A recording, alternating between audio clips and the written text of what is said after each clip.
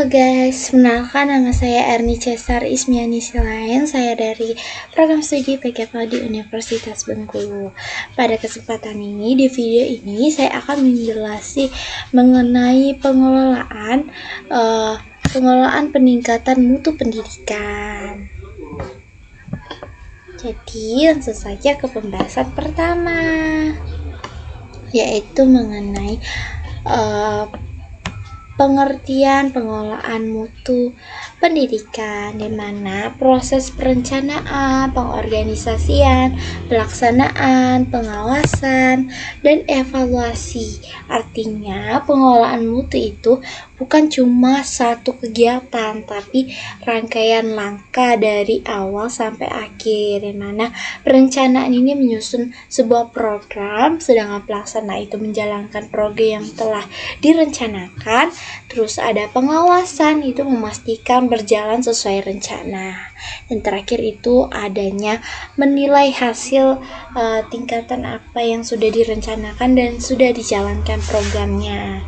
Terus dilakukan secara sistematis dan berkelanjutan. Jadi dilakukan dengan teratur, tidak asal-asalan dan terus-menerus, bukan sekali saja.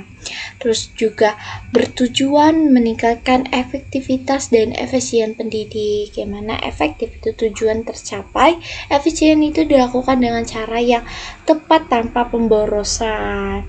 Jadi terus mencapai standar mutu pendidikan. Jadi semua kegiatan yang diarahkan agar sekolah itu memenuhi sebuah standar yang sudah ditentukan, misalnya standar nasional pendidikan.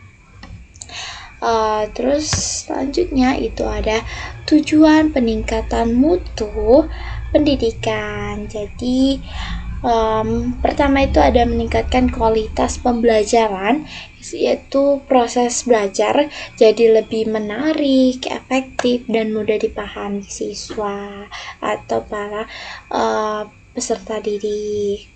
Terus kedua itu ada meningkatkan kompetensi guru, yang dimana guru itu terus belajar dan berkembang, misalnya lewat pelatihan atau workshop.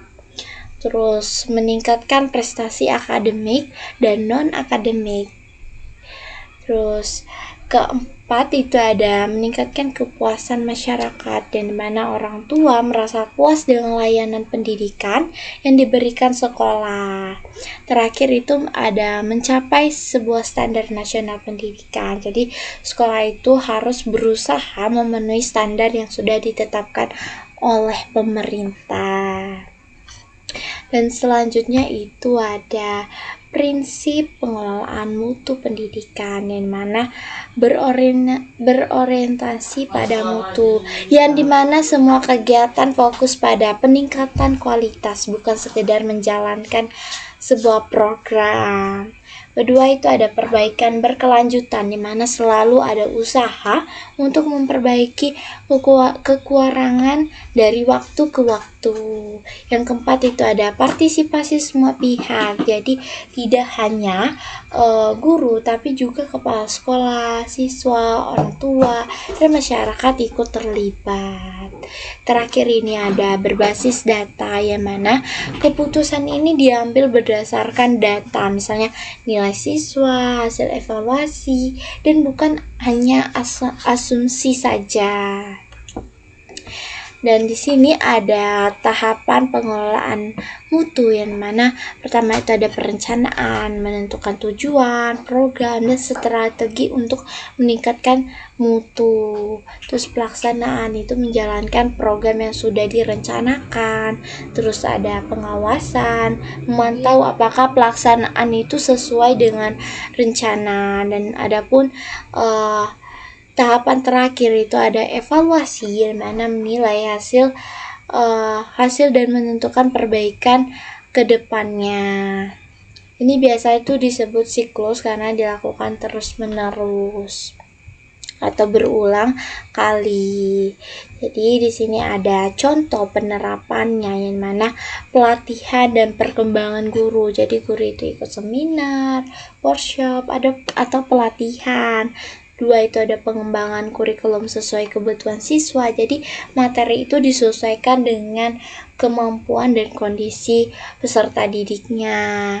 Terus ketiga itu ada penyediaan sarana dan prasarana pendidikan. Jadi misalnya ruang kelas yang nyaman, alat belajar yang lengkap, dan lain sebagainya. Terus ketiga, yang terakhir, yang keempat itu ada evaluasi pembelajaran secara berkala. Jadi guru itu rutin menilai hasil belajar untuk melihat perkembangan siswanya. Jadi yang terakhir itu ada kesimpulan. Jadi pengelolaan mutu pendidikan itu penting untuk meningkatkan sebuah kualitas sekolah dan juga dilakukan melalui tahapan jelas, yaitu perencanaan sampai evaluasi. Terus juga harus melibatkan semua pihak, jadi kerjasama semuanya.